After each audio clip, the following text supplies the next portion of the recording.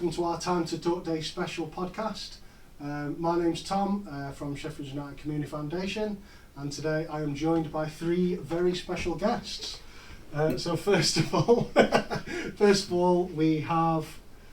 My name's Jimmy Smith. I run the Blades Ramble YouTube channel. And my name's Mike McCarthy. I'm a former Sky News and BBC journalist. And my name's Jonathan Wragg, and I am trustee of the Sheffield United Community Foundation. Perfect. So before we get going, gentlemen, thank you very much for joining us. No problem at all. Very special day, very important topic. So yeah, welcome to the podcast, and we'll just jump straight into it. The first part of this podcast, obviously, we all sort of recognise that talking in itself is very important. The idea a little bit behind today is, rather than just talk at people and tell them why talking is really important, that we're actually going to lead by example and show them, you know, what it's like from the inside. Also, in terms of Talk Club, we don't often get the opportunity to show people what it's like on the inside, so to shine a little bit of light on that and just to let people know actually what happens. So what I'm going to do is ask you a few questions. We'll take it in turns and we'll see how it goes. So the first question, the main question around Talk Club is, how are you out of 10? So that's a chance to rate your mood, emotions on a scale, obviously 1 being the lowest, 10 being the highest, and then explain why you have given that score. So we shall go in order, starting with John. So my question to you is, how are you out of 10? Yeah, and I think, now you're asking me right now, I think I'm a 7-8, and that is very much my days. If you'd asked me first thing this morning, I was 6-7. I think you wake up and you're absolutely tired from the weekend still or whatever, and honestly, it's the family life, it's the work life, it's on a Monday morning, it's thinking about what you've got ahead, blah blah blah, something like myself, and who's non-stop in the days. It honestly depends on that, but I've had a brilliant day, and therefore it's been fantastic. I've been showing Jim around the Bramall Lane and everything that the Community Foundation does, and that's amazing for me, and it's great. Ask me again tonight, when everything else kicks in and you're tired again and you think about it, it'll probably dip, and that's one of those things. It is for me. So look, right now, 7-8. Maybe later it could be 6 or 7, but I do have bad days. I do still have bad days. I think everybody does. Yeah, no, definitely. I think what you said there in itself encapsulates a little bit. It's the question is, how are you out of 10, and you can only answer it as you are there and then. Snapshot. But one day you can go through an absolute. You could go probably through all the numbers in one day at some time. So absolutely. I mean, so myself, I have a business. I have my own business. I'm a family man. I've got 2 teenage kids. I've got a spaniel. That's absolutely nuts. But at the same time, I work a lot from home on my own. It's quite solitary and things like that. And with the pressures of those things, you do find yourself having peaks and flows and ups and downs. I've suffered badly in the past, and you do. But I think that just asking these questions and talking about it is massive. I'm lucky. I've got a really supportive partner that I can talk to, Steph, and she is amazing and will get me out with the dog when I really don't want to, when it's absolutely freezing cold and lobbing it down, especially now. I relate to that. That's it. And honestly, just that routine of work, when you work from home especially, work, get out with the dog, that helps me, because we're out there. I won't leave the house. I'd work in pyjamas most of the time. Yeah. Absolutely. Most of the video calls I only have to be dressed this far up. So I'm right, I've got my Avengers pyjamas on underneath. And thankfully today you've remembered. Oh yeah, I'm actually. I nearly come in with Iron Man once. But I think it is that. So once again, to answer your question, no, 7-8 right now. But ask me again tomorrow. Ask me another day. That's life though, isn't it? It changes. It is. Peaks and troughs. Cheers, John. Thank you. Nice. Mike, you might have entered this once or twice before, but it's we've worked together on Talk Club for, what is it now? Getting on for 4 years, but a long time. Really interesting to listen to that first of all, because that's a really important thing, that your mood can change in an instant, and Foggy, that I run a suicide prevention charity, and I often say to people, that sometimes you think you're never going to be free of this sort of feeling of darkness or depression or whatever, And yeah, I've spoken to so many people who've been in that place and are living testament to the fact that you can get through it. And even in one day sometimes, you know, things can turn your mood around completely. For me, I'm going to say 6. It's the other way around for me. I started off higher, gradually been going down.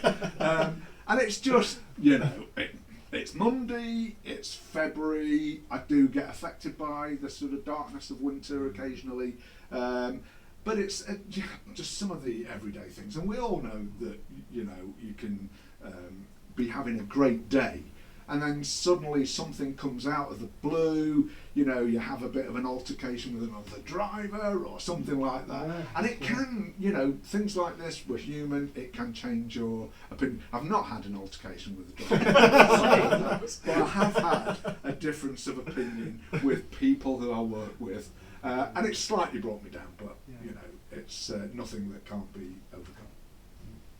Lovely little mess at the end. But again, and I think both of you, so not to take Jimmy's time, but you've both encapsulated that it is life. It's by its nature, it's a living, breathing thing. It won't. Fluid, yeah. You can't, you know, manage it into a neat little box and package it up. So yeah, thank you. Cheers, Mike. Thank you. Jimmy, welcome. Thank you, mate. It's good to be here. So yeah, how are you out of 10 and why? I will go for a 6 actually. 6? Yeah. And I actually, now I'm sat here, I didn't think I'd feel like this, but I feel quite vulnerable and quite exposed, because I'm very comfortable. We talk a lot on our channel about mental health, and it's something I'm very passionate about because I have struggled myself in the past, and I know people that have as well. But I feel like there's a lot of unresolved issues that I've not yet dealt with in my own sort of journey through depression and anxiety. So I'm a little bit now, and this is not to do with any huge anything, but I just feel a little bit vulnerable, and it's a good thing because I do need to challenge it, a bit exposed. So just a little bit about, I don't know how deep I'm going to go into this, but I'm happy to have an open conversation. So I was in a job that I've always been quite socially anxious and things like that, but I was in a job that I didn't really enjoy. And my mum, who was my best friend, died in June 2022, and I went down really quite rapidly in terms of my mental health, and I couldn't get out of bed. I was diagnosed with severe depression. I ended up having a nervous breakdown, to be honest. And about 4 months later, I started the Blades Ramble podcast, the YouTube channel, whatever you want to call it, and just as a bit of a release for me to talk about my club and something that I enjoyed, and there was a little bit of a gap, I thought. You always enjoyed the club? Well, is it always good to talk about I enjoyed talking all morning about it. Okay. Wanted to, but I thought there was a bit of a gap because we had creators out there, but they had their own styles, and I thought I could bring something different. So I started it, and it was a little side hobby. But I knew that my mum would be my champion. She would always be my biggest supporter anyway, so I felt her backing me all the time. That may not be in line with what other people believe, but I certainly believe that she was with me through that period. And it's got to the point now where it grew to a level where it was earning the same amount of money as, I never took a penny out of it at that stage, but it grew to the same point of income as my job that I wasn't really enjoying. I had a chat with my partner, and we agreed that I would make a go of it and something that I really enjoyed. So again, as an anxious person, it wasn't the most, it was a brave move to leave full-time paid employment in a well-paid job to take a risk on myself really and start a business. And I'm still a bit of a layman when it comes to certain business aspects. I've got a great business coach and people that support me. But it's thanks to the community that we've built. We also sort of as I've said, we talk very openly about mental health. It's got to the stage now where my wife's just started a new job and she was really not enjoying it, and I could see her going down as well. So she's actually started, she's my first hire, if you like, as part of the Blades Ramble. So it's her first day today, actually, as we're recording. So I hope you've taken a day off. I hope she's working while I'm here. So yeah, it's always evolving, and I felt like I suppose it feels like the Blades Ramble has been born out of something that I needed something to focus on to get me out of that depression that I was in, and it saved me in a lot of ways. So I treasure it, and I try and be grateful every day for everything that I've got from it. But I still feel like there's a little bit of avoidance in terms of how I've dealt with my grief and things like that. Every day you try and get better, don't you? But I don't know. It's something I don't like to think about still, because I find it very difficult. So, but life moves on, doesn't it? And I'm doing the absolute best I can. And the way I try and view it is, I think my mum would be very proud of what we've done. So that is enough for me. Even if you can't bring her back, it's enough for me to know that I think she'd be backing me wherever she is. So, but she's a big inspiration for me as well. So, unfortunately for me, I'm never really a 9 or a 10 these days at the moment. I hope to one day to get back to those levels, but I understand how my own mind works, I think, as best I can, because it's a very complex thing. I'll have days where I'm a 7 and the occasional 8, but I think a 6 it may sound low to some, but it's pretty baseline for me. And that's, thank you for speaking so open. No as well. problem.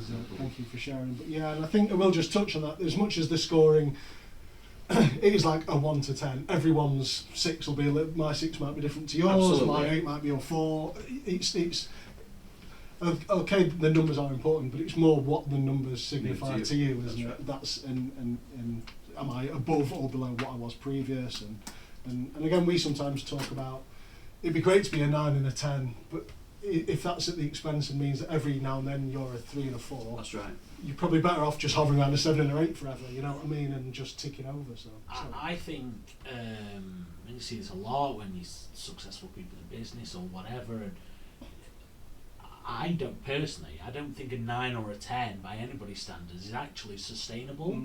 I think you're either masking something. I either think you've got something propping you up, whether that is a crutch, whether that is an addiction, or there's something else going on, or you're just not sleeping, or ultimately you're letting something lapse, whether that is your family or your social life or something. And my view on that is, okay, we can all go full time.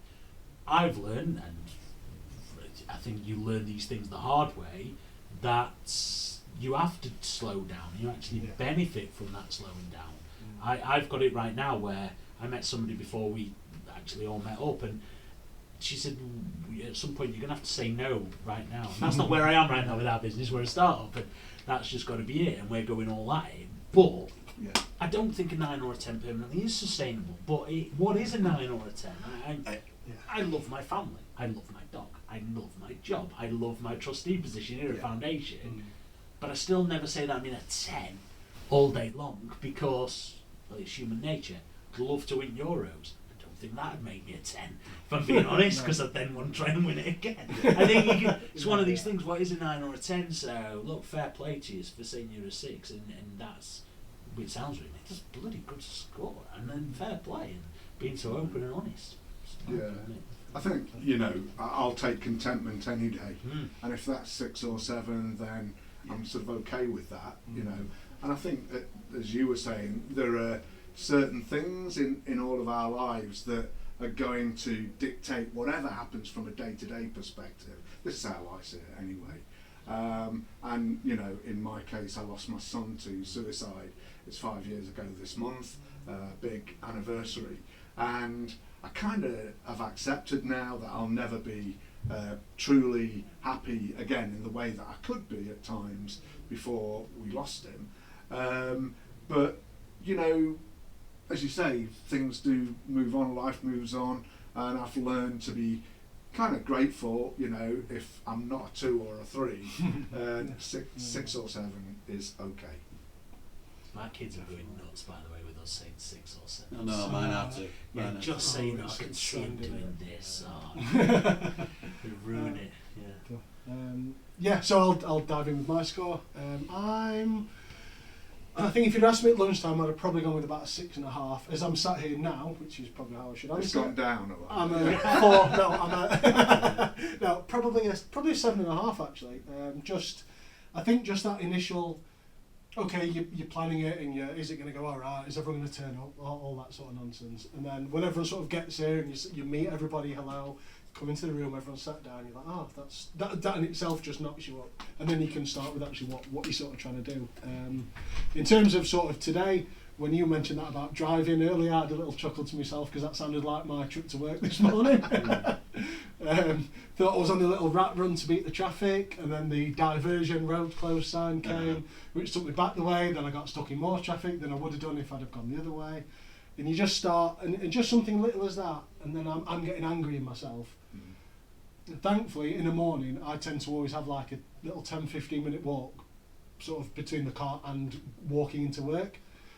I just did it at the start, just for a bit of fitness, really. But it's actually turned into just like a little buffer where I can just that can leave and then that can start. And then similarly, I try and do something before I just go home, you know, just for sort of 5 or 10 minutes. But sorry, God, I can see you. No, isn't it funny? Isn't it funny though that we've been talking about little things, like a brief altercation, and we've been talking about very big things like bereavement. And it's funny, isn't it, how something that you would consider to be very sort of unimportant can change your mood. And I think, in a way that's a good thing, because if something like that can change your mood, then you can change it back again. But even if you have to generate your own joy or optimism or whatever you want to call it, there are ways to do it. I fully accept that for some people it's impossible. They're going through such dark times, and it's going to be a long time potentially before they can come through that. But I think it gives me hope, certainly, that little things can change your mood. It only takes a good, kind word from somebody, and it can change your day. I think you're right, but I think there's this external pressure from whether it's a big thing or a little thing. For sake of a little thing, for example, when you find a little thing and wound you up and did that thing, on the face of it, you come back to that get over it kind of thing, and just there seems to be this standardised time frame on getting over something, and whether it is a bereavement, whether it is something where, and I see it in work a lot and things like that people clearly haven't had enough time off. And I know things are changing with regards to that and people's work and things like that, but just something small to somebody else was quite big to somebody else, but therefore we put and you find yourself guilty of it when you just talk to people and you ask them that question, how are you, and they just shrug it off, I'm okay. 9 times out of 10 you don't do that follow-up conversation on how are you in yourself, and there's that Mickey Flanagan joke of how are you in yourself, and the women do that far better than men, and I get that, but what is he, a contortionist? Exactly, but it's the external. I think there's a lot of pressure on anybody to say, yeah, I'm okay, because A, you don't want to burden anybody, but B, you don't want them to think, oh, you've been mulling over something too long, whether it's in the same day, whether it's in the same week, whether it's in the same year. What is the time frame for getting better in your mental health? I think that's a really hard thing to come across personally. I think you just touched on it then. Yeah, I mean, people sometimes say to me, oh, you've probably moved on now. And I kind of think, you don't get it. You don't, well, it's 5 years, and I'm not as desperate as I was, in the early days, but I haven't moved on. I don't want to move on, actually, because I want him to be with me all the time. And for me, the idea of moving on is kind of letting him go, and I don't want to do that. So it's, it differs for everybody. We're all totally different. Maybe there are people out there, and I take my hat off to them, who've lost loved ones, and do find that they can sort of get over it quickly or whatever. But I think maybe the message is that we're all different, and we can't possibly know how somebody's feeling, whether it's 3 years, 5 years, 10 years, or whatever. No, that's pretty true. And again, just something Jimmy actually mentioned it when you mentioned sort of feeling vulnerable in this, like earlier, and that's such a massive word. We must have spoken that word thousands of times over the last few years, and I can just hear it where the natural state or that you think about is that vulnerability is a bad thing. It means you're weak. It means you're whatever. But in the last few years, I've just learned that it's the opposite. That couldn't be more wrong in any ways.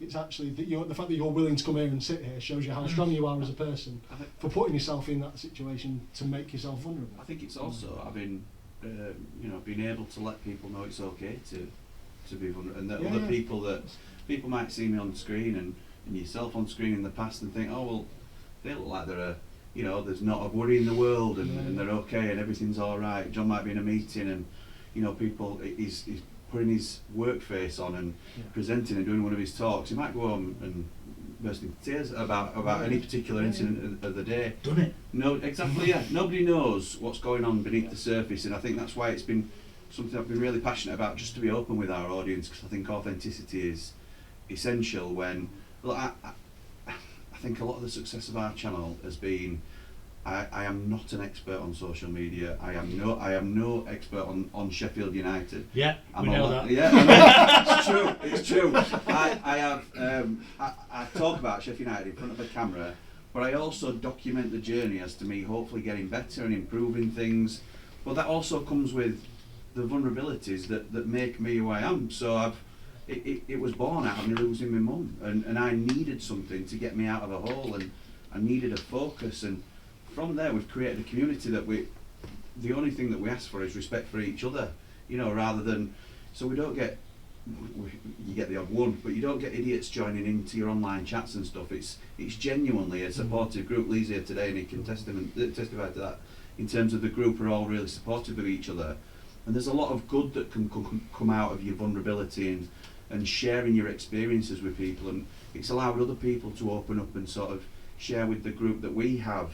And there'll be certainly people from your talk group that will have benefited significantly from just sitting down and talking and being open with each other. Well, if it's all right for John to say he gets upset from time to time, then actually I do too. Can I just let you all know that this is why I get upset about things? And it's become, I'm so grateful it's become so much more acceptable in terms of a social element now, where you can talk about it openly and not be judged that, well, you just need to man up or something like that. The old stereotypical sayings where you're not much of a man if you're gonna cry or you're gonna feel low or anything like that. You need to be there to look after your family. Well, actually no, somebody sometimes needs to pick me up as well. My wife were a rock for me for 2 years, so and sort of put her own issues and concerns on hold because she was so worried about me, and that's the way things have to work sometimes. And if she was going through a similar situation, I'd like to think I could be there for her.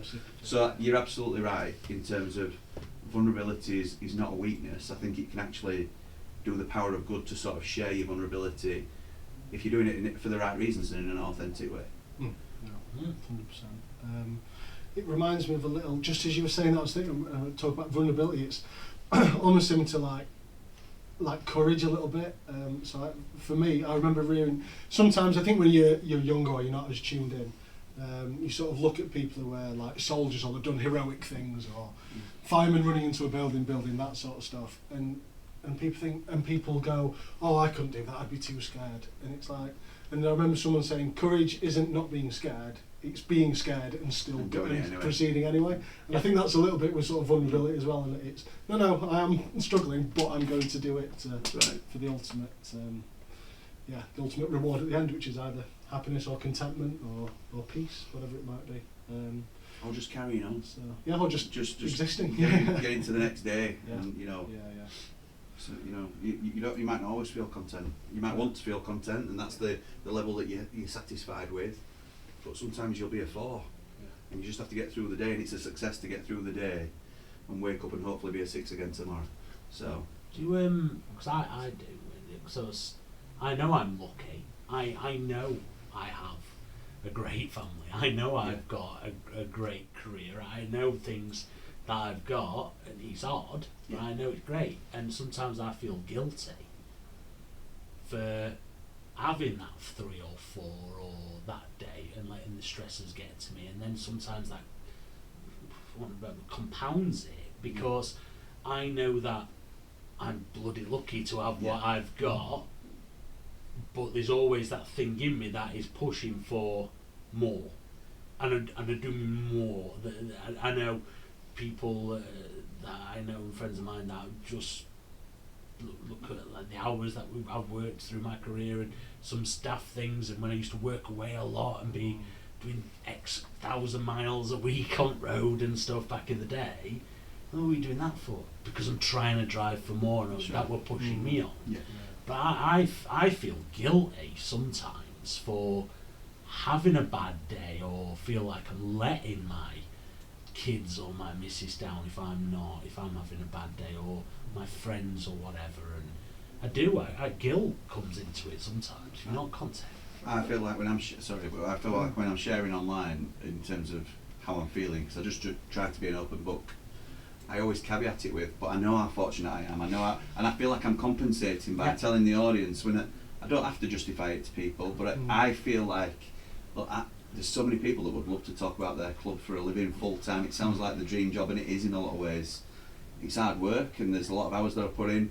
But sometimes people would say, well, what's he got to be upset about? He sits at home all day and talks about Sheffield United, which we'd love to do. And there is a lot of that. So I do feel like I have to counter it sometimes with, but I know how lucky I am. I know I've got a happy and healthy family, and I've got a brilliant job that I love. So it feels like you almost have to justify how, not that anybody's making you, but you feel yourself like you have to justify the way that you're feeling, don't you, to a certain degree. Yeah. I think it's part of the myth as well about, masculinity. It's something that we've all been brought up to accept. It's part of being a man that, don't whinge, don't cry, stand firm, all the rest of it, and it's already been mentioned, the sort of man up thing. And I've always thought, actually, even when I was a kid, that why are boys and men, why do we pretend that we don't cry in silence? You go into your bedroom and have a good week. Why do we pretend that we don't do that? We've got tear ducts too. And do we think that rugby players don't occasionally go home and cry, or that boxers don't have a bit of a weep sometimes? And I always say to people, if you think vulnerability is weakness, go to someone like, oh God, I've forgotten his name. Who's the boxer, former world heavyweight? Tyson Fury. That's it. Just lost it. But I mean, whatever you think about Tyson Fury, he's never been afraid to talk about his emotional challenges, and he's talked about them openly. And if any bloke says to me that you're this or that for crying, I'll say, go and talk to Tyson Fury, and then see what happens. But there's so many perceived strong characters that you've seen that have unfortunately taken their own lives. Ricky Hatton being one of the more recent ones. Nobody can say he's not an hard nut, Ricky Hatton. It's not, but he's a vulnerability to him, of course, as we all have. He's a human. Yeah, absolutely right. It's how you deal with that when he's away from the cameras, and he talked openly about it as well, and obviously lost his battle. So there's all sorts going on behind closed doors, and that's why you can never judge people just on what they choose to show you. You've always got to sort of empathise and think that there may be layers to this. I think, looking back, and I think one thing that age gets you, and we're at different ages, but all lived a life and whatever. When I say you're old, sorry about that. I'm going to say sorry about that. He's good. I reckon I'm a detective with that. But I think... Nothing. No, sorry, it's not a dig. I wish I had your right. But, I mean, I was massive... Yeah, exactly. But I was massively guilty. So I joined the Navy at 16, and I came out of Navy at 23 or something like that. And I suffered massive mental health. I could not adjust to civilian life. But the counter argument of that, which nobody knew really, is that I was then massively trying to compensate for how negative I was in my life by embellishing things massively. I was embellishing my career in the armed forces, and just because I thought somebody wanted me to be somebody that I wasn't, and I had to play up to this stereotypical lad's lad or man's man or whatever, and I was drinking way too much, and I fell into this category, and I were over exaggerating things, and I just look back now, and I were crying for help. I was crying for it, and eventually I got some through the Armed Forces charity, and I got some help, and I got some professional help. But I was in not a lot of people know this, not a lot of my closest friends know this. I was in such a dark place, while they saw me as this loud, like jackass, absolutely drink, lad, go out, do all these things behind closed doors. I were a wreck. I was spending money that I didn't have. I were in all sorts of trouble. I was in such a way, and then I've still never openly talked about some of my best mates, that how much help I've personally had to seek to get myself off that, and hopefully now become the man that I am today, that a man that my kids can be proud of, and they can feel like they can come and talk to me. I've got a son and a daughter, and I know me and my son have a really close relationship and talk, even though he's a grunting teenager at 15 and very struggles to talk. But I'm doing that, and he's not forcing it out of him, he's just feeling that he can talk to me. It's about to go into his GCSEs. It's got to be hard. It went hard when I was doing it because I was rubbish. So and I didn't have that pressure from my parents. But he's got that thing from me where I want him to be better than me and stuff. But I went through a really dark time in my life but I was hiding it. When you talk about that, I mean, I were the lads, out, drink. Yeah. All the other things that come with it, and everything else that you do at that age. But whilst at the same time, a dark place, because I was working, but I was in a dark place at my house. I had a flat to myself, but if there weren't a party at my house, that were a dark place to live. That People don't know. I was gone. They don't know what you're dealing with at the other side. It's actually affected our content, and not really consciously, but we've got a channel where we discuss Sheffield United and the players and their performance and stuff like that. I'm much more these days talking about, well, whatever we discuss, whether it's any criticism or anything like that, it's purely on the professional level, because we don't know what's going on with their mental health. We don't know what some of them are playing through injuries, and we don't know about it. So and people may feel like we're having just a soft touch now in terms of our critique on some of the players, but I'm always wary of something in the back of my mind that there's something we might not know there. So if I go in harsh on a player and say, he was useless today, he's absolutely shocking, he's this, that and other, he might be going through a divorce, he might be going through a bereavement, there might be something going on in his life, and the last thing he needs is me riling up a fan base and piling on in terms of, I might not have rated his performance, but there's a way of saying it. There's he'll be disappointed with how he got on today, but I think fingers crossed we can pick up and stuff. I just try and be a bit more mindful. Having been through the ringer myself a little bit, I think there's a way you can deal with these sort of things. Yeah, it's interesting that, because I've told you before about Will Vaughts. Vaughts, who's now with Oxford, who I think is here tomorrow night, is he? Yes. Playing tomorrow night. Used to play for Sheffield Wednesday. He's an ambassador for our charity. And I've got to know him sort of quite well. Yeah. And it really opened my eyes, because I was one of those people who used to think, guys, you're being paid X, Y, Z. Well, just get on with it. Yeah. You're driving a big posh car and all the rest of it. And he told me, and I really started to think about it in a different way then, that, when you're playing, sometimes it's not the criticism from the opposition fans. Sometimes you get criticism from your own fans. And he says he remembers distinctly one match, what looked like a granddad and his grandson, and both of them, the boy and his grandfather, were both effing and blinding, and were really disappointed with Will, and were having a go at Will. And Will said no matter what would have happened in that match from then on, he was going to go home in a bad way. And again, it's sort of, you just think of them as just something different. They don't have emotions, they don't have feelings. And I mean, I know, I'm sure he won't mind me saying this, that he was thinking about leaving. He's got his kids at school and having to change them and sell his house in Sheffield and move on. A lot of pressure, Massively. And I think you sort of hinted at it definitely, and there's a bit of a theme there, the Tyson Fury, the soldier, the football, or whatever. It's, I think just naturally when you're younger, celebrities, well, you put them on like a pedestal and you think, well, they're not people, they're actors, and you sort of define them by their job, don't you? Whereas and jobs are really important, I think, but it's not who you are, really. That's just something you do. Yeah. And I think, and a lot of it comes back to, we'll just touch on myself slightly, but like if you were to meet someone, if I was to say, oh, so what do you do? You'd think I was asking about work. You wouldn't just think, what do I do? Well, when? Like, in the morning. It's like, and what you do for work seems to define who you are so much. And It's I always find that quite interesting. I actually replied to someone to that quite recently. They said, "So what do you do?" And I just said, "When." And the whole conversation just fell to pieces almost, but in a good way. You know what I mean? They were why, like, what a strange answer to give. Yeah. But yeah, really important. And John, I think when you were discussing about your time in the Navy and stuff, I was having a little laugh, but I was having a laugh to myself. And that sounded like me. Not I didn't go into the Navy, but that description you gave of there'll be people probably watching this, and if they've not seen me since I was at school or teenager, they're thinking, what is he doing on that? He seems. I'm not picking myself up. He seems quite normal now, or whatever. Like level-headed bloke or something. If you look at me at between 13 and 23 or whatever you want to put it as, you'd have gone, I do not want to be his mate. He's a pain in the arse. Get drinking all the time.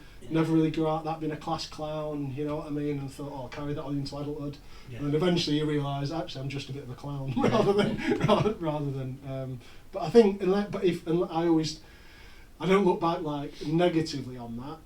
I did for a bit, and it was a bit embarrassed and shameful about it. I sort of look back on it and go, if you hadn't done that, you wouldn't be where you are now in terms of like your mindset. You know. So I try and use that negative as a positive in that sense. I think that is how everyone is out of 10. You see how long it can take. You think you're just going to answer it with a number, and then 40 minutes later you go, where are we? The thing is as well, people always say that men don't talk, that they can't talk. And, I mean, look at us, you can't stop us. I think it's just giving men the opportunity to talk. There's a lot of bravado in pubs, but at Talk Club, it's they're there to talk. And so we all do, and we all share, and it's brilliant. Do you think that there's still that feeling of a safe space? I think it helps that I actually, apart from very briefly, haven't really met any of the three of you properly before, and I don't know in your personal thing. If this were three of my mates, I wouldn't have been as open, and I know that there's a camera there. And whether they watch it or not, they might not watch it. But it don't matter. But ultimately, you feel like, well, I do, certainly, whether it is that class clowning you or whatever, that all of a sudden the seriousness goes a little bit jokey, and then it'll just translate, and then blah, blah, blah, and it ends up being a night out. And maybe that is the safe space, the kind of thing. Maybe that's the appeal of this. Sorry, just to interrupt. I think there's almost there's like that an actual physical space to go to, and then it's almost in your mind. Do I feel like I'm in a psychological safe space to talk? You know what I mean? And I always think stuff like this. It really, you're talking about pubs and stuff. What we've probably just learnt about each other now. I think if we were in a pub and we just randomly met at the bar, how long would it have taken for us to get that information out of each other? It might have never done it. It might have taken 3 years. You know what I mean? Of conversation. So I think just having that, yes, I can. It accelerates things. Just with that as well, because do you know where's never a safe space for anybody? It's not just a man, it's a woman. Everybody. Work's not a safe space. Well, that's what 8 to 10 hours a day. For most people, it's beyond 5 days a week. It's apart from 20. If you've got a really good company, 26 days on the day, plus weekends, and that's really hard. And I know these big corporations are really trying to change that. Like Google.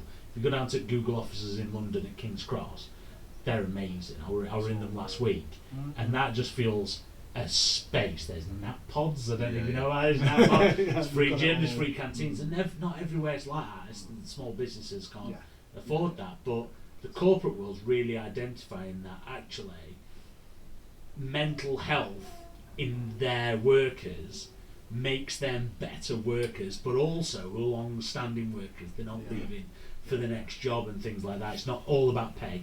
And Google aren't the best payers in the world. They're not. They're openly not. They've got Google name behind them, and Alphabet. They've got the names behind them, but they're not the best payers in the world, and they know that. But they give you so many benefits. And one of them is they really believe in mental health. I suppose we're probably going to say, because I can see Matt. I know this is sort of thing.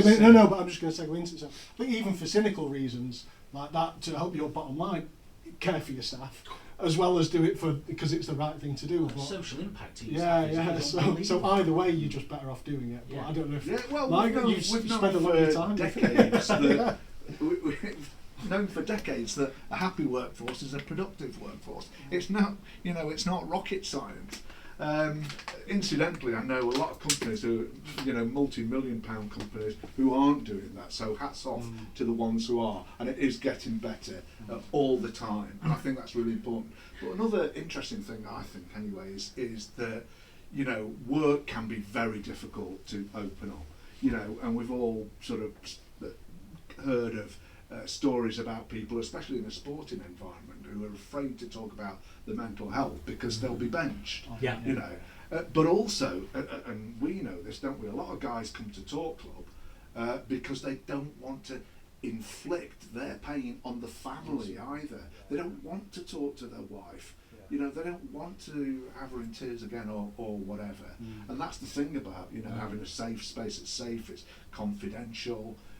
It's non-judgmental, and that's the thing. We don't care who you are, where you've been, what you've done or haven't done. We're all brothers, basically, and you've got to understand that first, haven't you? I think before you genuinely do open up. That resonates in terms of like you were saying, John. How long are you allowed to grieve for and things like that? Because I could talk to my wife about still feeling low about my mum's passing, but in my mind she might think, well, it's been 3 years now, 4 years, so 3.5 years. So you can come to a place like Talk Club where people don't necessarily know you and say, look, this happened to me 3.5 years ago and I'm still really struggling with it, and other people might understand. But if nothing else, it's another ear for you, isn't it? It's somewhere to get that off your chest where nobody's going to. And don't get me wrong, your loved ones will want to support you however they can, but there's a natural thing of, certainly you may feel that way even if they're not thinking it. Well, how long are we going to be talking about this? Now when do we actually move on? I can't move on. I'm still struggling with it. So it's you feel, even if it's just in your own mind, that you are burdening your family with things at times, and you may just assume that they're going to think, oh well, it's still. I could talk to my dad about it and he'll be there for me. He certainly will, but I may assume that he thinks, well, come on lad, it's been a long enough time now. You could go to Talk Club and it's a safe space for you, which is what a lot of us are crying out for. I think more. So I live in the rose-tinted world of sustainability and the world of ESG. That's where I am. That's the ESG incorporate world. Which is environmental social governance, but the S part of that, the social part of it, a lot of people get hung up by the tree hugging or the climate change, the environmental part, the planting trees. The S part of it is just as thing. And yes, there's lots of things about supply chains and everything, modern slavery and blah blah blah. But looking after your staff, what you're seeing is actually more and more companies who are really getting involved in this, especially at a corporate level, are starting to add in mental health days into contracts, and that you're not judged on them. And it's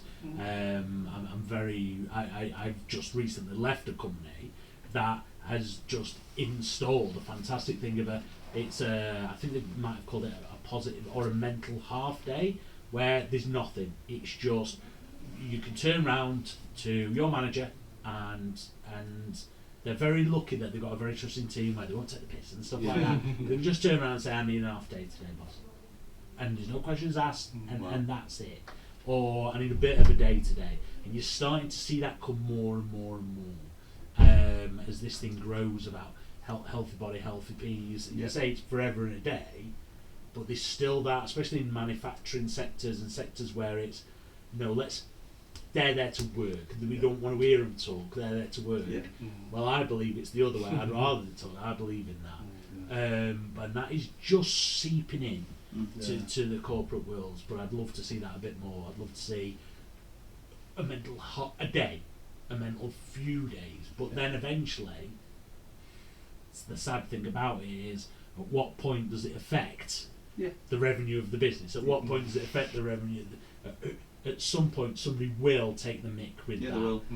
And they'll ruin it for the rest of it. And that is, unfortunately, that fine line that businesses have to try with these things, where I know lots of businesses that want to do these things and try them.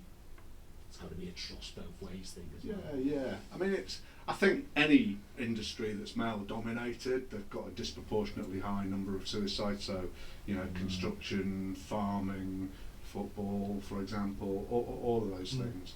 And it is beginning to change, and that's just kind of what gets me out of bed in the morning these days, the thought that things are improving, because it's one of the things that my son asked me to do in his goodbye letter, was to fight for better mental health. But I think there's still a long way to go. There are some big companies out there who can afford to do this, and they're not doing it. They're very resistant.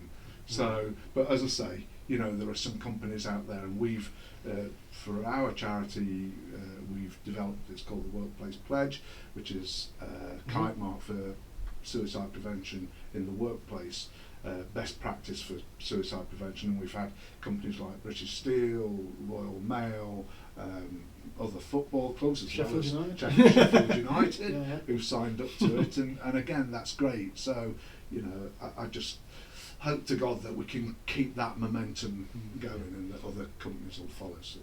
I think obviously just to switch it slightly, you've turned your life, hobby, whatever, into your job. Yes, as such. So absolutely, yeah. when you need to go and ask your boss for an afternoon, what do you? It's usually the wife, to be honest. But yeah, it's different though, isn't it? It's like a workplace or working for yourself. Yeah, it's it is. completely.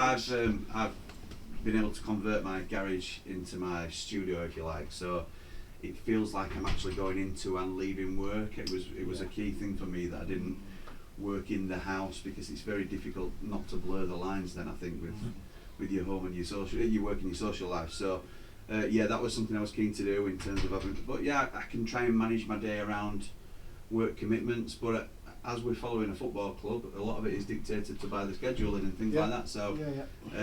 There are certain things, my wife would still like me to be about a bit more on the weekends and things, but as I say, she's about to join me in the business now, so hopefully she'll start to see where the time has to go and things like that. And we are trying to grow the business so that there's more time I'm putting into proactive things and things like that. So, but yeah, it's a passion project more than anything else, and I'm very fortunate to be able to be doing something that I'm so passionate about.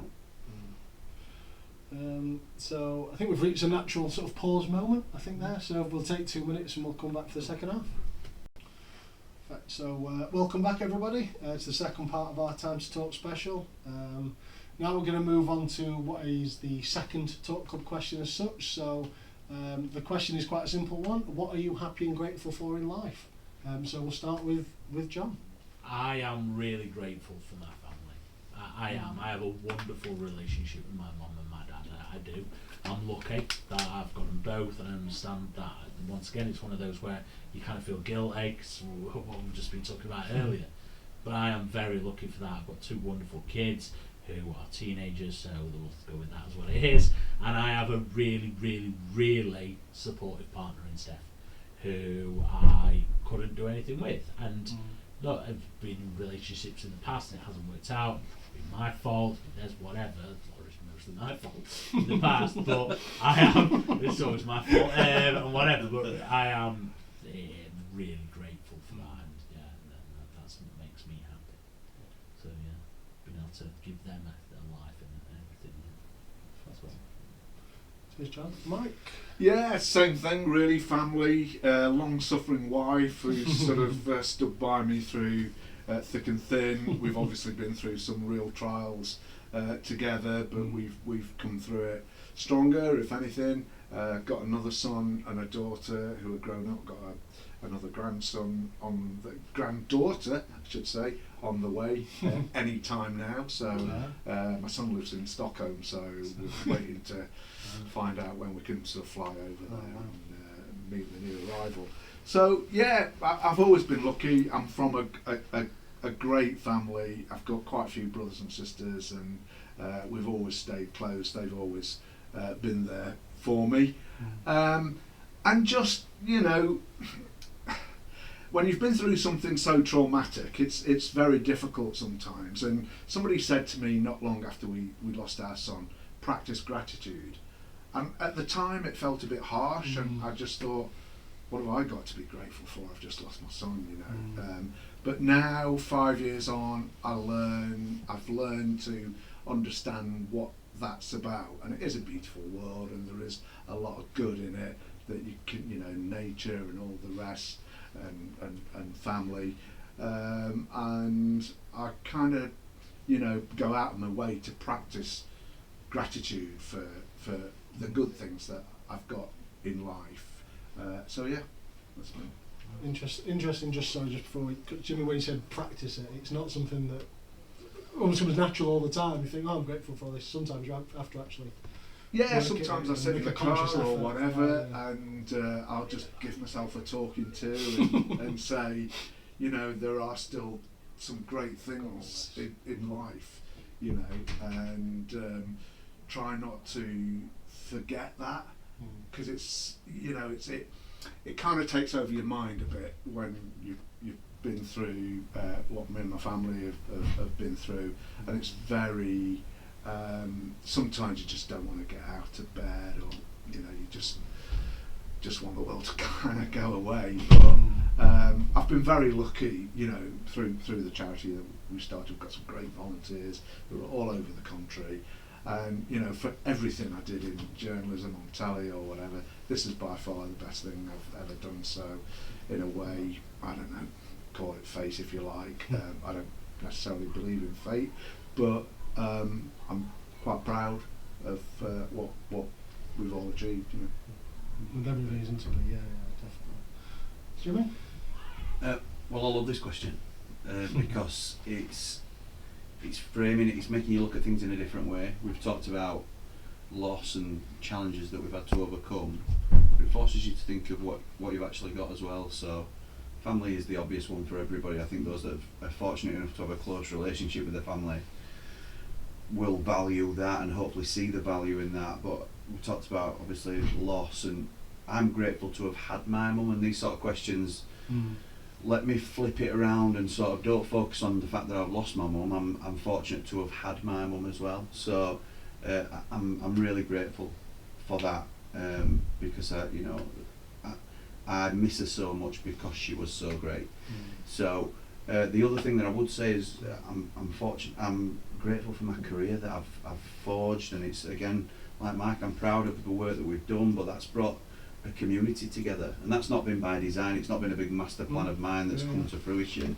It's organically come together, where we've brought people, Sheffield United fans who felt out of touch with what was happening because they might live abroad, or they might have physical or mental struggles or financial struggles.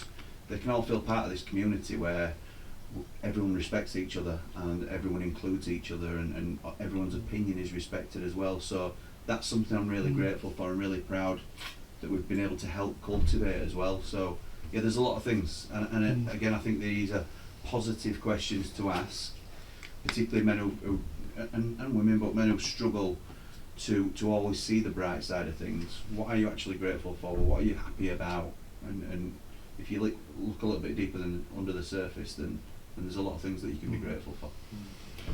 Very, very well put, I must say, and it's something that I always try and hint at, maybe people that have come to a talk for the first time or something like that, that even if you're saying I'm a 1 or 2 out of 10, there'll always just be something that you are grateful for. It might be difficult to see, you might have to really, really think about it to see it, but there's always something in everyone's life, somewhere to be really grateful for. Definitely. I think for myself, definitely we've touched on family and stuff. I think I've only really become aware of this again as I sort of got a bit older, but like the start in life and everything that your parents did for you that you weren't really conscious of, that you only really notice when you get to like nearly 40, that they did, and the things that they put in place to allow you to make your mistakes and just become that person, not being harsh when they have to be harsh, but also saying, no, you're a person, you need to learn this sort of yourself. So definitely, and a massive one to me is what we were touching. And this brings me back a little bit to what we were saying earlier about person I was when I was younger. The friends that I've got now, the whatever 3, 4, 5, 6 of my close friends, they were all friends when I was 5, 6 years old, infant school, junior school, whatever. You drift away for a few years and come back and whatever, but I think to have that group, and I say this a lot, and I've said it on Wednesday nights many times, they know me probably better than I know me in many sense, because they've seen from the outside, oh, remember he was doing all that, and then he was doing this, and he used to say a lot about this, and now he's become this person, and just to have that, and we've generally, I could talk about, and we do, anything. There's no subject when you've known someone that long, that much of your life together. There is no. It's a bit like, well, I don't know what it's like actually, but just to have people that you can just talk, no subject, and you can, and in a nice possible way, they'll probably forget half the stuff you've told them anyway, and that's not in a negative way. I'll forget half the stuff they've told me. It's just you're just having a conversation, and you're just friends, aren't you? Enjoying life and just sharing your experiences and life together. Which probably brings me on a little bit to something else I just wanted to touch on, which is sort of football clubs and their role in life.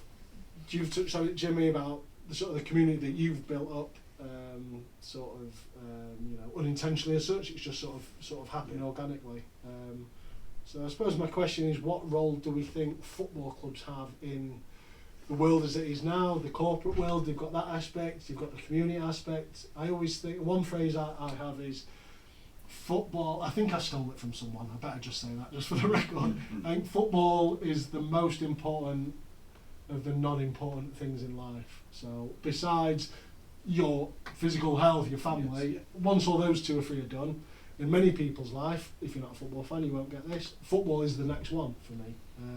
So that's sort of the pedestal that I put football on, and how important it is to me, my identity, my culture, my team, my whatever. So, anyone got any thoughts on the role football clubs may have in? I think for me, Jimmy's best starting now, and with regards to that. Yeah, I think. Thank you, but everything to so many people, if not everybody, like you say, I think you have to be a football fan to truly understand the depth of that, and that doesn't mean, like my wife doesn't always understand why I'm in a mood when Sheffield United lose, because I can't affect it. So why are you getting yourself upset? Do you think you should be used to it by now? When Chris Wilder was sacked for the first time, I wouldn't speak. I didn't want to speak to anybody for about 4 days, and that still comes up in arguments to this day. You wouldn't speak when they sacked that manager. First of all, that's Mr. Wilder you're talking about. So it affects us more than we like to admit. I've had the pleasure of, and this sounds, again, if you're not a football fan, this might sound ridiculous to you, but I've had the pleasure of being able to tell Chris Wilder and thank him for helping pull me out of a really difficult time in my life, because of, he didn't even know he was doing it at the time, but other people may have experienced similar. When he went on, he took us from the bottom of League One and took us on that journey to the Premier League. It was one of the few pleasures I had in life at that time. That was around, my mum was ill at the time, and I ended up obviously losing my mum, and I was really low, and my football club was one release I had, and that again sort of fed itself into creating the channel and things, because it's all, I cannot thank the football club, and particularly that man, and people often joke with me about Chris Wilder on the channel, because I'm very pro Chris Wilder.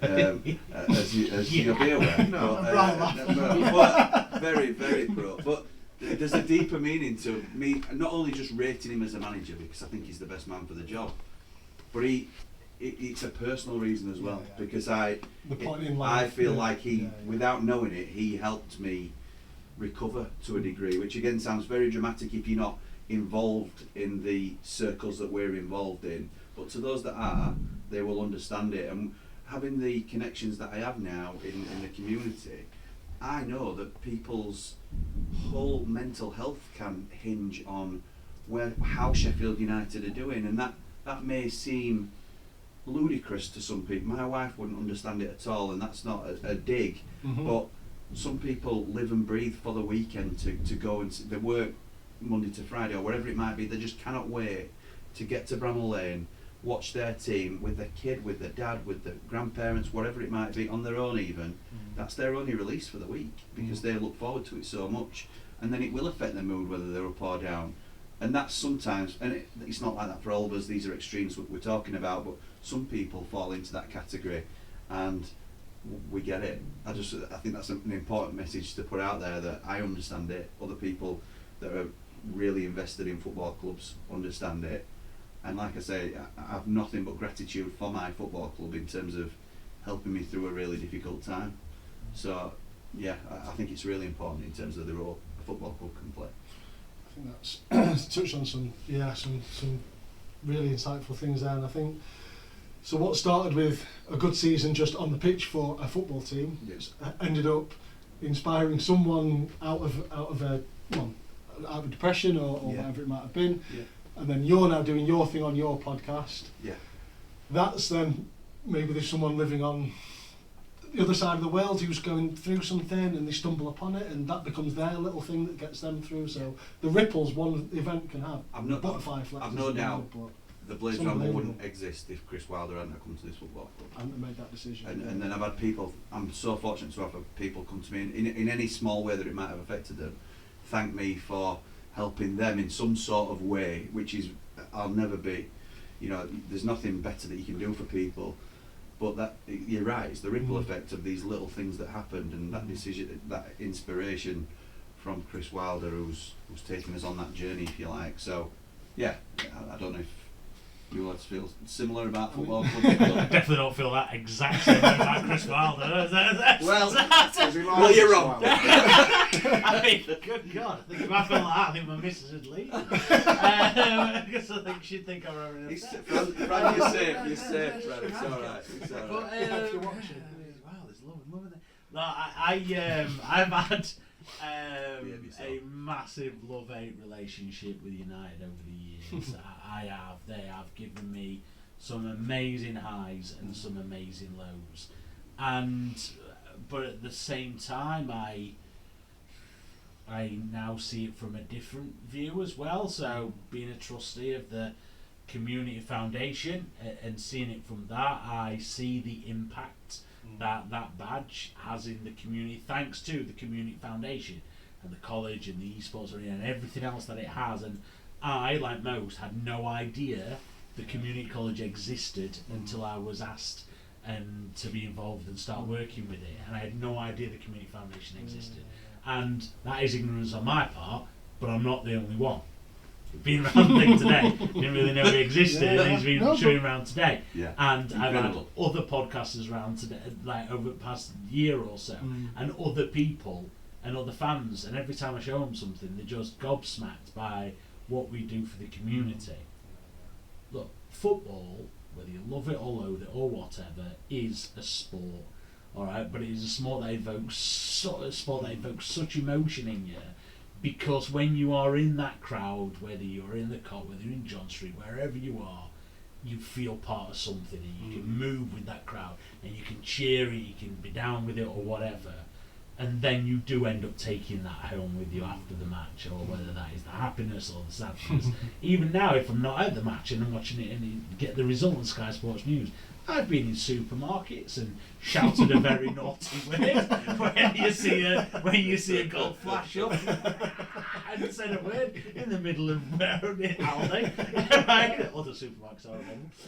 But ultimately, I think it's that. Yeah, it's what's the club been to do? I think it means something different. One thing I will say is, now being that I'm very lucky and with the having to go into a certain area of the match at times, I'm really grateful that we have Henderson's cheese during the second half in the corporate box. It's really nice. How the other half lived. I know, it's really nice. It's not every match. When I have that cheese mud during the second half, it's lovely. Just have to sing a greasy chip butty and I get that Henderson's cheese. I'm really grateful for that. When they're out to Balti pies on Cop, it's not safe. No, exactly. When you guys are starving, I've just had my third course. It's nice and things. But you're right. You feel part of something, don't you? Yeah, and you can understand the person that's next to you that's also equally as frustrated with that goal going in. Yeah. And it makes you part of a community. Yeah. And that it feeds into what we're saying today about like-minded people going through the same thing, and it brings people together. And I think it's really important. Yeah, we all ate Wednesday, so we're all together and stuff like that. Absolutely do. I think that's a perfect segue for me to discuss my conversation. So, No. for the record, I am not a Sheffield United supporter. Yeah. Oh no. It's all gone wrong. No. Can you So, end it here, please? so yeah. So I'm a Sheffield Wednesday supporter. Always have been.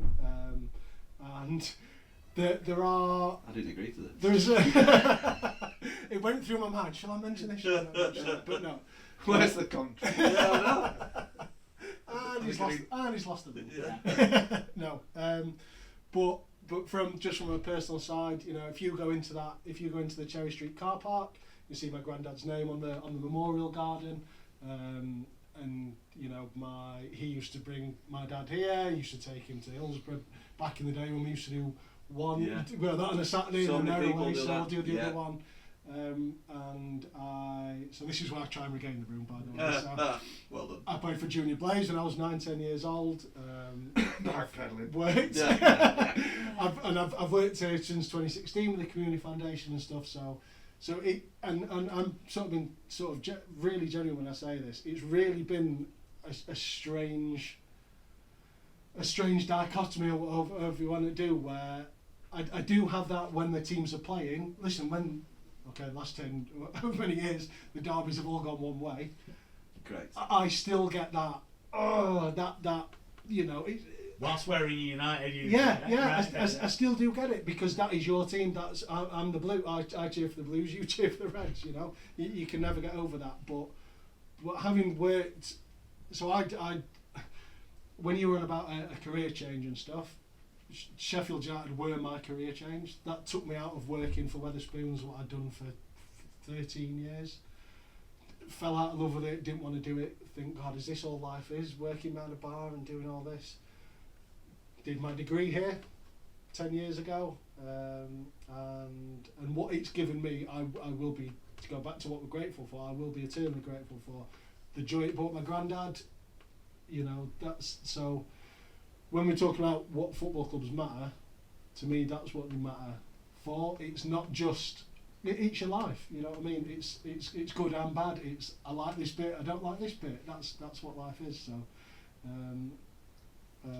hopefully, I love that. I have been accepted here as one as part of the group. I tried. But It's something. I get why people don't understand that as well. I really Yeah, do. yeah. I'm not, But the football club is the biggest thing that me and my dad have in common, because we're very different characters, but we talk and we're very similar in terms of how we've always got on and get on great. But it's the thing that we always come back to. We always circle back to the club.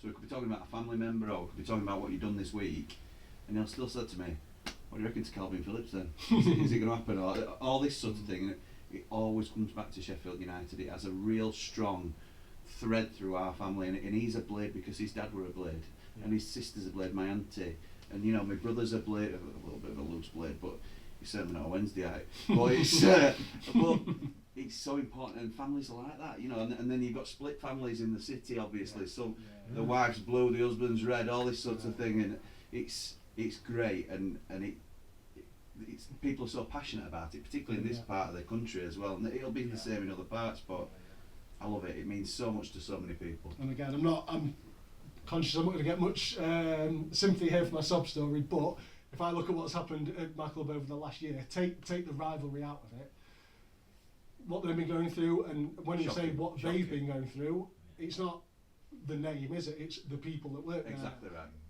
I mean, and for me, someone who works at a football club full time, to look at the other side of the city at my team and going, God, if people ask me in jest, well, what are you doing here then?